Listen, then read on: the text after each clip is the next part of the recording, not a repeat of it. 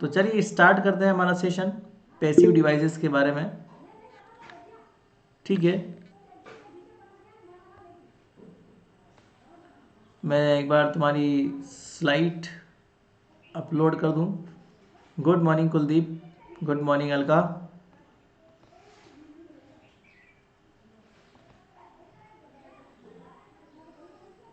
चलिए अब मैं स्क्रीन शेयर कर देता हूं।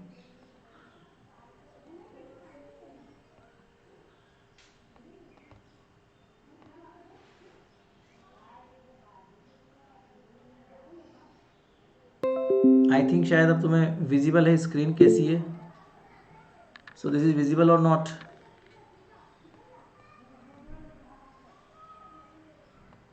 कर दिया ना बेटा अलका?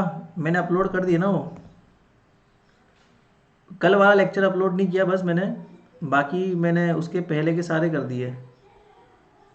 तुम लोगों को मिले नहीं क्या? लास्ट लेक्चर जो है वो अपलोड नहीं हुआ बस। मैं एक बार देख के दिखा दूं मैं। एक बार रुको, मैं तुम्हें दिखाता हूँ। अच्छा अलका को मिले नहीं, रुको रुको बताता हूँ तुम्हें। Just hold down.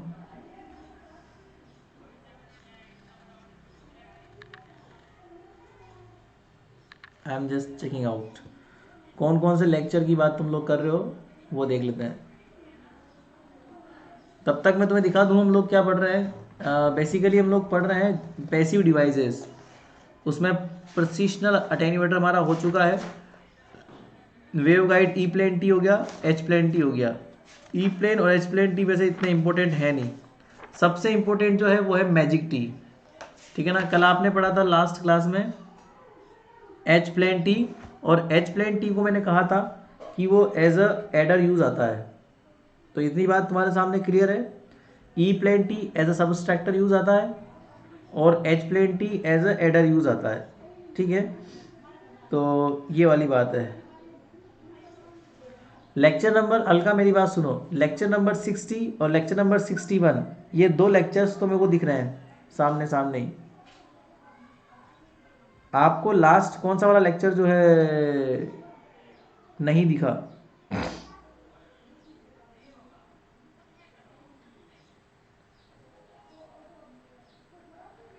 अच्छा, तुम्हें 57 दिख रहा था। ओके,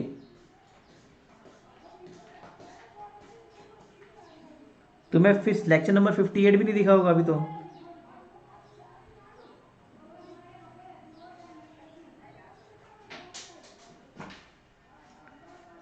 एक मिनट रुको, मैं तुम्हें दिखा देता हूँ, एक मिनट।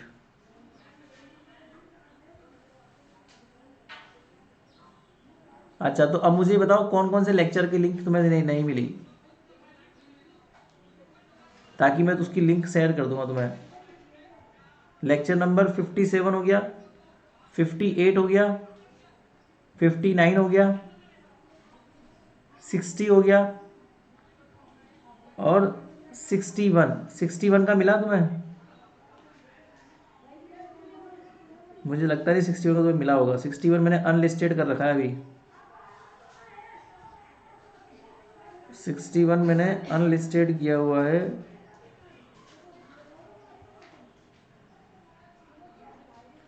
इसलिए शायद तुम्हें मिला नहीं होगा। एक मिनट रुको, मैं तुम्हें उसको लिंक शेयर करता हूँ।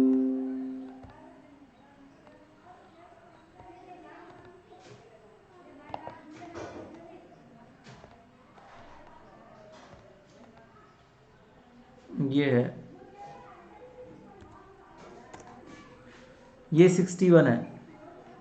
इसको लिंक को कॉपी कर लेना क्योंकि ये अनलिस्टेड है। ये कल वाला लेक्चर है ना?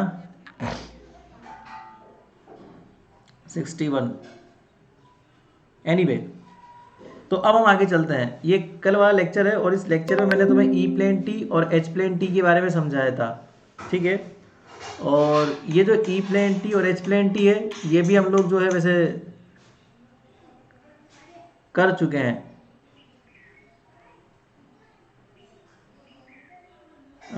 ई प्लेन टी और एच प्लेन टी,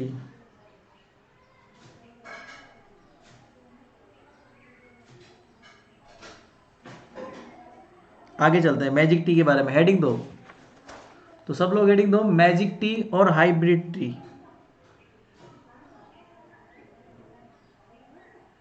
हेडिंग देना, मैजिक टी और हाइब्रिड टी।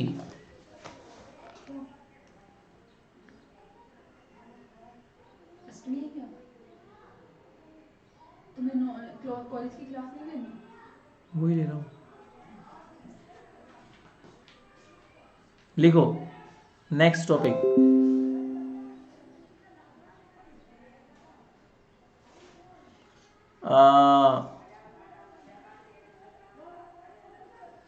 मैजिक टी और हाइब्रिड टी, ये इंपॉर्टेंट है बेटा, ये आती है तुम्हारे एग्जाम में।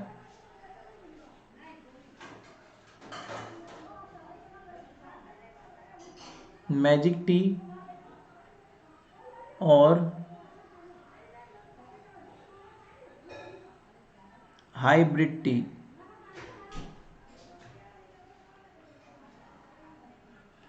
मैजिक टी और हाइब्रिड टी, इसमें दोनों होते हैं बेटा। ये इंपॉर्टेंट इसलिए क्योंकि इसमें दोनों ही का कॉम्बिनेशन होता है।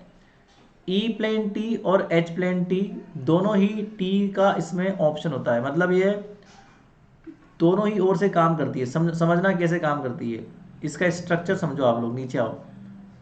मैजिक टी और हाइब्रिड टी का स्ट्रक्चर कुछ ऐसा होता है, जैसे मान लो इसमें ये भी होता है, ये ई प्लेन होता है, ठीक है ना। इसमें ये तो होता है ई प्लेन, इसको ढंग से बना दो थोड़ा सा।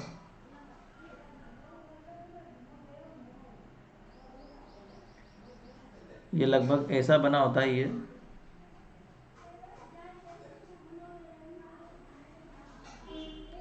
ये तो होता है ई प्लेन, इसे बोलते हैं ई प्लेन, ठीक है ना। और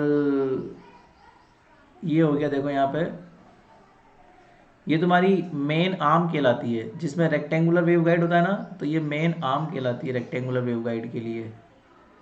और ये होता है एच प्लेन, ये होता है H plane, this is the H plane, ठीक है ना। तो इसे बोलते हैं ई प्लेन, इसे बोलते हैं एच प्लेन। इसमें दोनों का ही कॉम्बिनेशन होता है। हम लोगों ने कल दोनों अलग अलग पढ़े थे, ई प्लेन अलग पढ़ा था, एच प्लेन अलग पढ़ा था।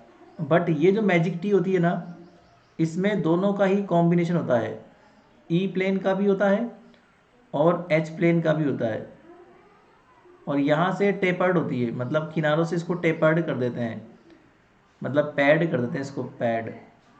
तो ये पैड होती है, ये भी पैड होता है, इसको ऐसे कुछ मटेरियल चिपका देते हैं इसमें। तो इसमें दोनों ही का कॉम्बिनेशन होता है। जैसे मान लो यहाँ पर तो ऊपर वाई एक्सिस जेड एक्सिस पर तो ई प्लेन आ जाता है, और जो एच प्लेन है वो इस एक्सिस पर आ जाता है। तो दोनों ही प्लेन इसमें होते हैं, ई प्लेन और एच प्लेन। दोनों होने की वजह से इसे मैजिक टी बोलते हैं। ई प्लेन और एच प्लेन दोनों ही होते हैं। इसमें 4 पोर्ट होता है बेटा, है ना। इसमें क्या होता है, 4 पोर्ट होता है। ये पहला पोर्ट होता है, ये दूसरा पोर्ट होता है, ये तीसरा पोर्ट होता है, और जो चौथा पोर्ट है वो ये वाला पोर्ट होता है। तो अभी तक तो हम लोगों ने 3 पोर्ट डिवाइस पढ़े थे, ई प्लेन टी और एच प्लेन टी दोनों ही 3 पोर्ट होते हैं। बट ये जो डिवाइस है ये 4 पोर्ट है। इसमें 4 तरह के पोर्ट आपके निकले हुए हैं, 1 2 3 एंड 4। तो ये 4 तरह के पोर्ट जो है इसके अंदर निकाले गए हैं, इसलिए इसे 4 पोर्ट डिवाइस कहते हैं। आगे देखते हैं, an interesting type of T junction. ये इंपॉर्टेंट है इसलिए लिखा रहा हूँ मैं, ये बहुत इंपॉर्टेंट है तुम्हारे लिए, बहुत इंपॉर्टेंट। तो अगर इस यूनिट में से कुछ इंपॉर्टेंट चीज़ है तो वो यही है। इसमें से अगर कुछ इंपॉर्टेंट है तो वो यही है बेटा, ठीक है। चलो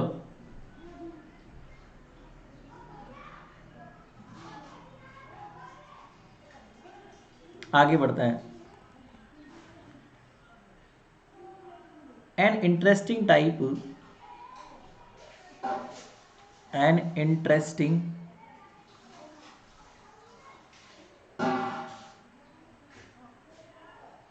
type of T junction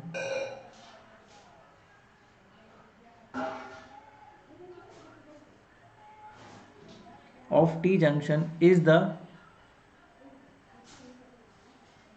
hybrid T. An interesting type of T junction is the hybrid T, that is magic T.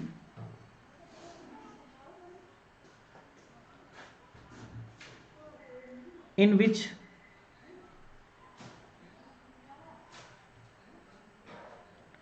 arm 3 is the H arm.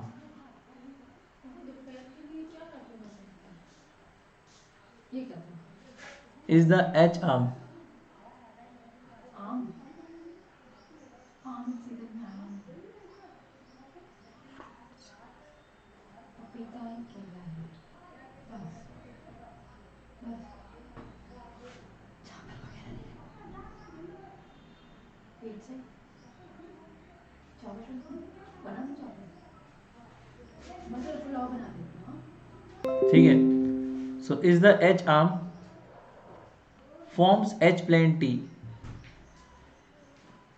forms H plane T, and E arm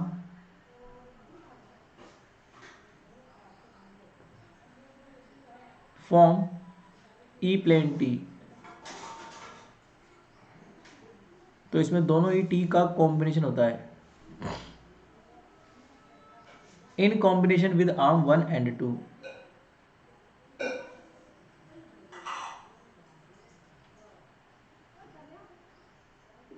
या फिर इसको ऐसे लिखो with combined with, ये दोनों plane T combined होती है, combined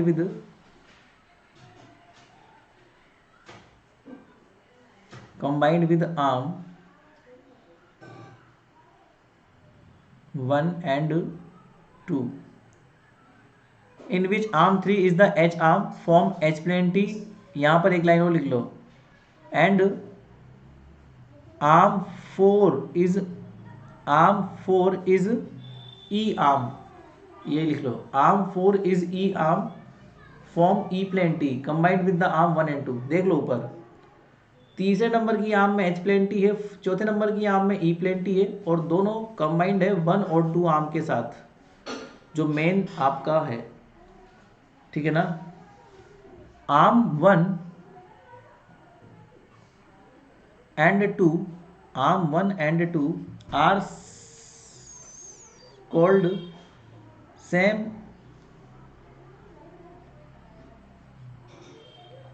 are sometimes called as the side arm. Are sometimes called as the side arm. Are sometimes called as the side arm or collinear arm.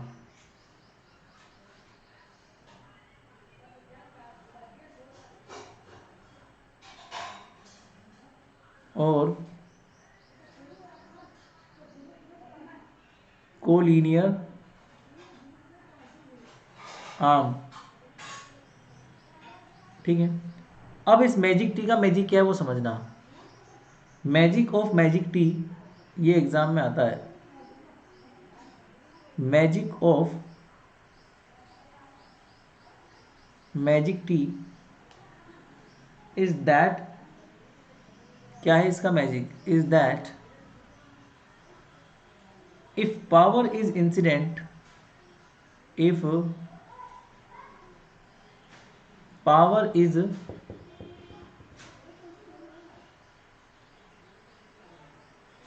incident into arm 3,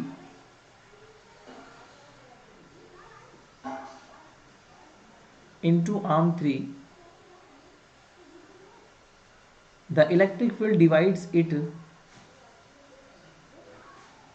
the electric field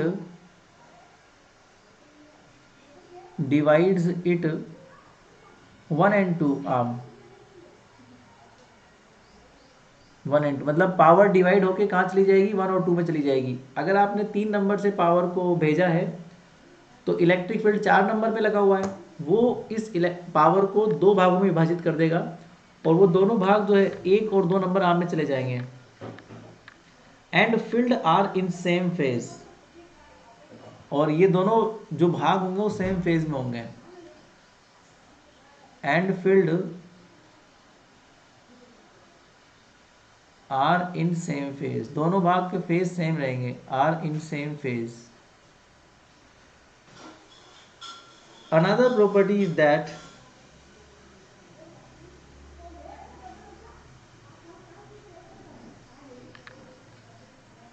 the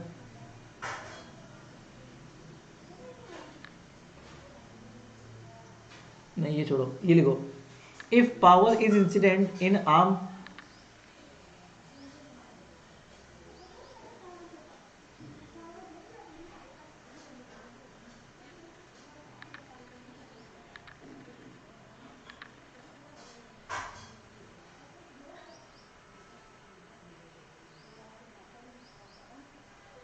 ठीक है, just hold down.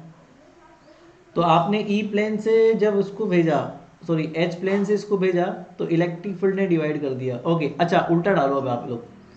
And if power is incident into arm 4,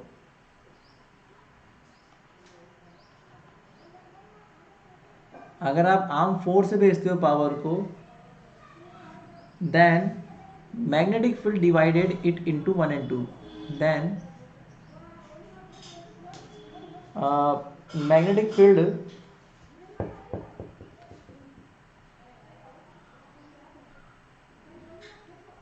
divides it into 1 and 2, तो ये magnetic field divide कर देगा 1 और 2 में, ठीक है ना।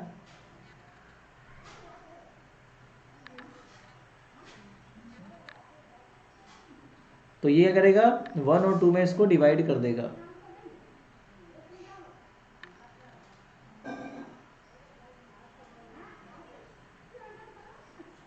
सो थिंक इज दैट, सवाल ये है कि अगर आप ई प्लेन से भेजते हो तब भी वो डिवाइड होगा, और एच प्लेन से भेजते हो तब भी वो डिवाइड होगा। इसका मतलब ई प्लेन और एच प्लेन से भेजने पर पावर इक्वली 1 और 2 आर्म में डिवाइड हो जाती है। So we can say that if power is incident in, if power is incident in E and H plane arm, दोनों में से करके देखो आप, या तो ई से कर लो या एच से कर लो। H arm, it is equally divided in between,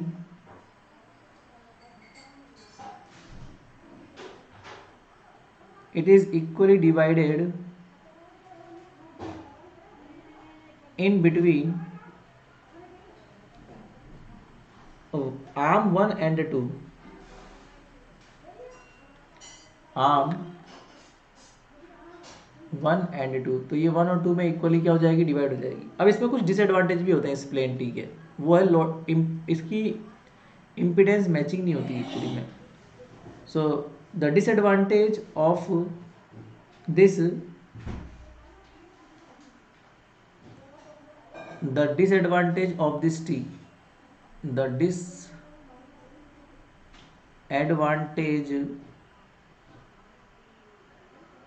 of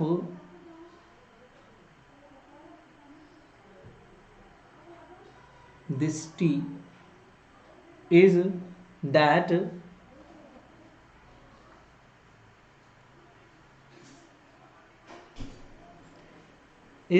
impedance is not being matched, is that impedance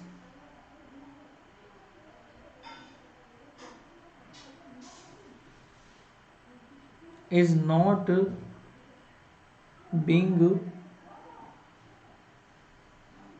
matched, is that impedance is not being matched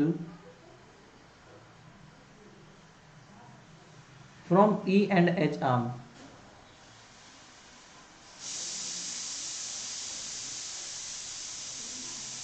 from E and H arm.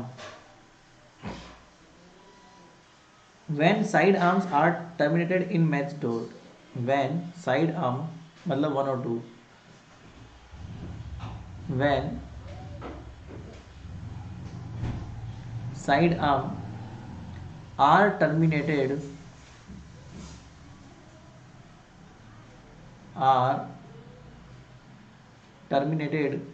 in matched load, तो जब ये load से match करेंगे, बस इतना ही काफ़ी है तुम्हारे लिए। तो 5 नंबर में आता है ये मैजिक टी, इसमें बस इतना सा है कि आप किसी भी टी से इसको भेज दीजिए, वो पावर को डिवाइड कर देगा। इसका मतलब ये है कि जो ई प्लेन टी है वो भी उसमें से भेजोगे तो आपका बी वाला डिवाइड करेगा, और बी वाले में से भेजोगे तो ई वाला डिवाइड कर देगा। कोई ना कोई पावर को डिवाइड करेगा ही करेगा दोनों आर्म में से भेजने पर। तो ये इसकी बेसिक थ्योरी है। ऐसा ही कुछ होता है डायरेक्शनल कपलर, जो डायरेक्शन को कपल कर देता है, ठीक है। तो वो इस यूनिट का, इस चैप्टर का वो लास्ट टॉपिक है, उसको और पढ़ लो ताकि ये चैप्टर तुम्हारा जो है पैसिव डिवाइस, ये तुम्हारा जो है कंप्लीट हो ही जाए, ठीक है ना। तो वो और पढ़ लेते हैं फटाफट से। हेडिंग दो, डायरेक्शनल कपलर।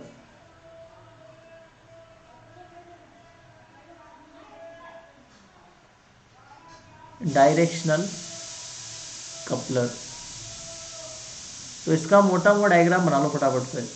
एक्चुअली ये 4 पोर्ट डिवाइस होता है, ये डायरेक्शनल कपलर जो होता है ना, ये 4 पोर्ट डिवाइस होता है, इसमें 4 पोर्ट होता है। तो ये देखो इधर इस प्रकार से होते हैं ये।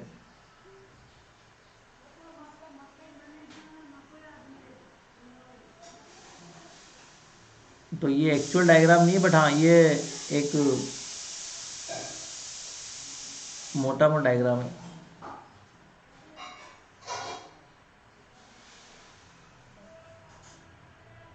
ये पोर्ट 1 कहलाता है, जहाँ से पावर जो है जाती है, ठीक है। ये पोर्ट 2 है, ये पोर्ट 3 है, और ये पोर्ट 4 है, ठीक है। अब इसको समझते हैं धीरे धीरे कि ये कैसे बना होता है, इसमें क्या क्या अवेलेबल होता है, क्या क्या चीज़ें होती है डायरेक्शनल कपलर के अंदर। तो ये सारी बातें हम लोग जो है करते हैं,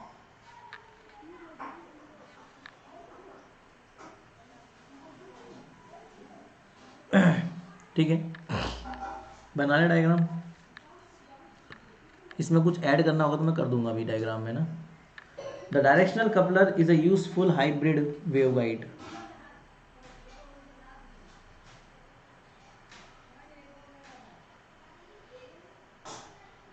the directional coupler is useful hybrid, hybrid का मतलब होता है मिक्सचर, हाइब्रिड वेवगाइड जॉइंट। बहुत सारी वेवगाइड का एक जॉइंट होता है डायरेक्शनल कपलर। हाइब्रिड का मतलब ये होता है विच कपल्स पावर, ये पावर को कपल कर देता है, which couples power in an auxiliary arm, in an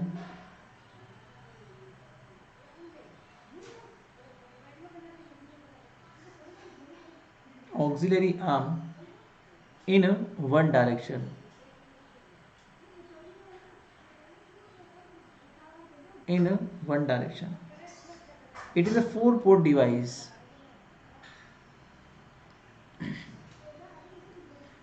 It is a 4 port device to understand its operation. मतलब ये 4 port device है। It is a 4 port device as shown in figure, as shown in figure। वैसे तो ये और भी port में होता है, बट हम लोग सबसे छोटा पोर्ट लेते हैं। डायरेक्शनल कपलर में ज़्यादा पोर्ट हो सकते हैं, बट हम लोग सबसे स्मॉलेस्ट पोर्ट लेते हैं, 4 पोर्ट डिवाइस, जो समझने के लिए बहुत ईजी होता है। इसमें होता क्या है, if power is incident into port 1, इसमें होता ऐसा है कि अगर आपने P1 पावर यहाँ से पोर्ट में डिवाइस करी है तो ये 2 और 3 में कपल हो जाती है। इसमें होता क्या है, if power incident into, if power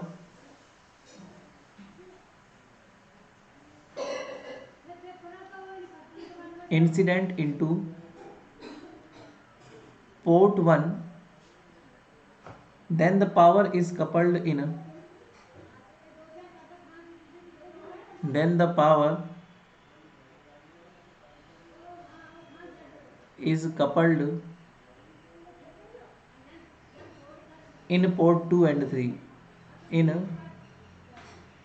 port 2 and 3 दोनों में कपल हो जाएगी। That is power flows in the, that is power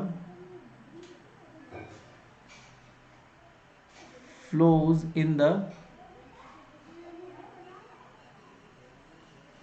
forward direction, आगे की तरफ वो होगी, तो power flows in the forward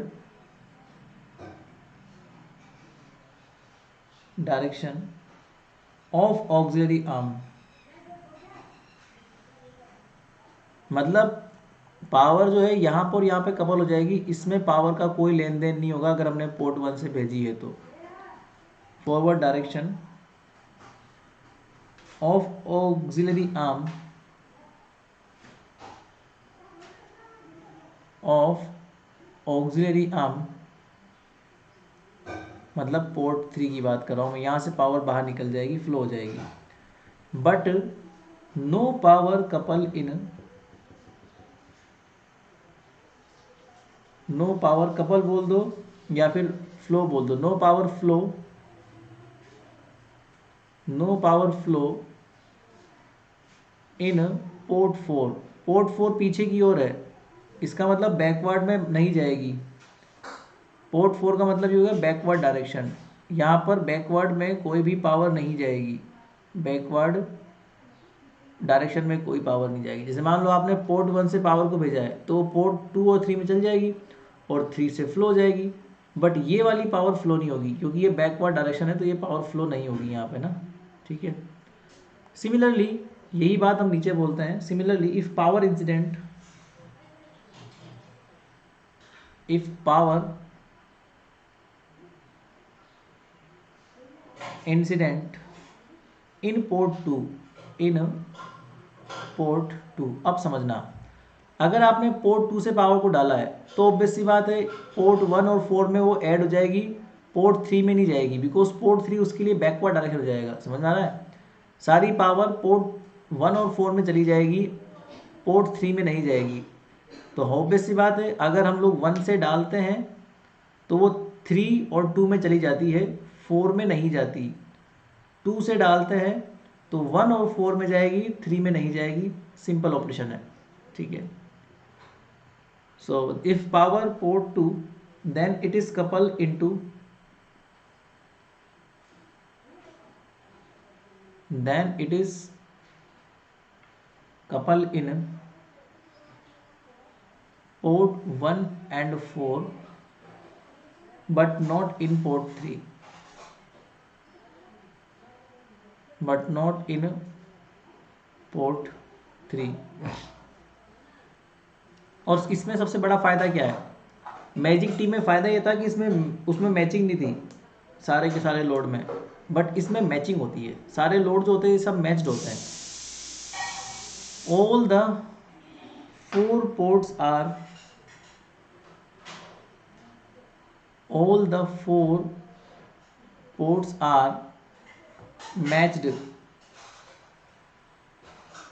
all the 4 ports are matched, that is if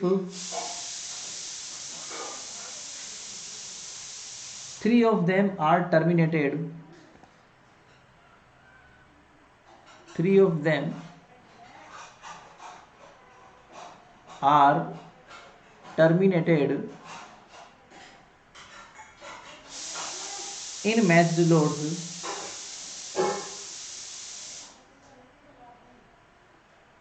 in matched loads, the force is automatically terminated. The force is automatically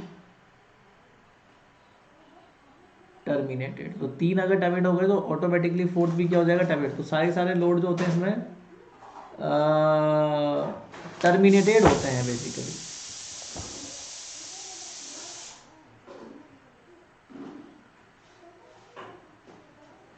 अगर मान लो उल्टा कर दें, if power couples in reverse direction, इसमें ऐसा होता है, मान लो अगर पावर को हम रिवर्स डायरेक्शन में कपल कर देते हैं सपोज, तो इसमें एक लाइन आती है, इफ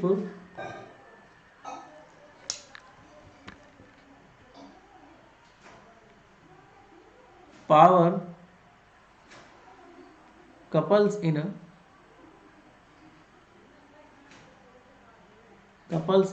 रिवर्स डायरेक्शन. अगर मान लो पावर को रिवर्स डायरेक्शन में आपने कपल किया, that is power incident in port 1, power incident in port 1, it appears in 2 and 4.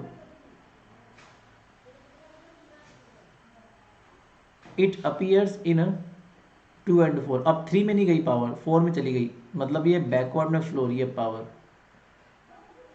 2 and 4 not in port 3, not in port 3. मान लो 3 में नहीं गई, then such type of coupler, then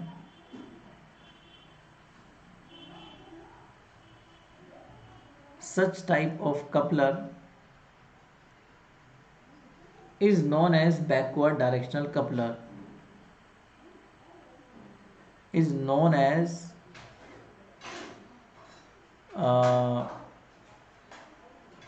backward directional coupler. तो इसे backward directional coupler कहते हैं. Normal directional coupler क्या होता है, नॉर्मल डायरेक्शनल कपलर केवल फॉरवर्ड डायरेक्शन में ही करंट को फ्लो करवाता है, बट बैकवर्ड डायरेक्शनल कपलर जो होता है ना, वो पीछे की ओर करंट फ्लो करवाता है, आगे नहीं करवाता. ठीक है. The conclusion is that the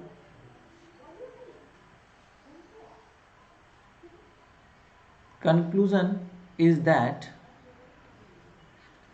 in auxiliary section, in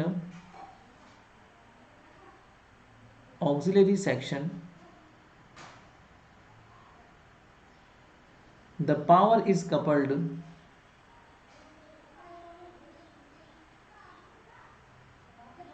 the power is coupled only in one direction. मतलब या तो वो फॉरवर्ड में होगी या फिर बैकवर्ड में होगी, ओनली इन वन डायरेक्शन, दोनों में एक साथ नहीं होगी वो. इसलिए इसको यूनि डायरेक्शन डिवाइस बोलते हैं. इसलिए इसको क्या बोलते हैं, that is it is a unidirectional device, एक ही डायरेक्शन में होगी. इसी के लिए इसको क्या बोलते हैं हम लोग, यूनि डायरेक्शनल डिवाइस. तो डायरेक्शनल कपलर जो होता है वो यूनि डायरेक्शनल डिवाइस होता है. इसमें दो पैरामीटर्स होते हैं. There are 2 parameters of directional coupler. लिख लो, there are 2 parameters of directional coupler, जिससे उसकी क्वालिटी चेक करते हैं. एक तो डायरेक्टिविटी होती है. There are 2 parameters of directional coupler. First directivity कि उसने कितना डायरेक्शन लिया, और दूसरा होता है कपलिंग. इन दो पैरामीटर से डायरेक्शनल कपलर की क्वालिटी चेक करते हैं. डायरेक्टिविटी जो होती है वो एक रेशो होता है, पावर आउटपुट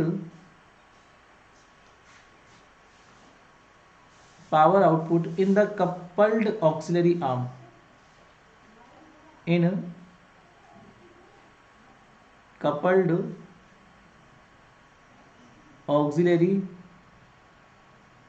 आर्म, और ये रेशो किसके साथ होता है, power flowing in uncoupled auxiliary arm,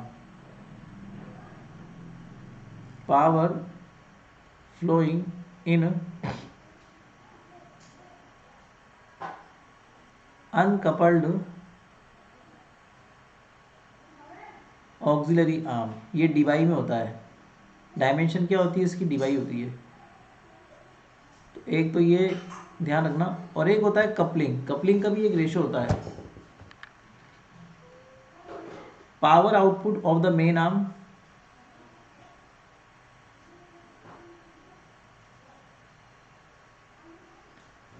power output in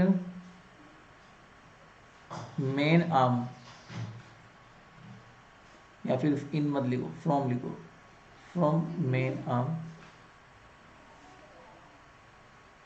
from main arm upon power coupled at the output, power coupled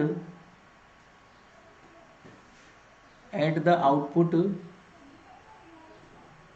in the auxiliary arm, in the auxiliary arm, ये भी डिवाई में होता है। तो बस ये दो पैरामीटर्स होते हैं जो डायरेक्शन कपलर की क्वालिटी को चेक करते हैं। तो इसी के साथ ये यूनिट खत्म हो गई। अब अगली यूनिट मंडे से स्टार्ट करेंगे हम लोग, ठीक है। जो आपकी माइक्रोवेव की नेक्स्ट यूनिट रहेगी वो मंडे से स्टार्ट करेंगे, ठीक है।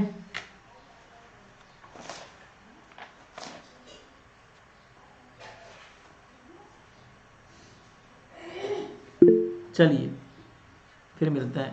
मैं तुम्हारी अटेंडेंस ले लूँ एक बार।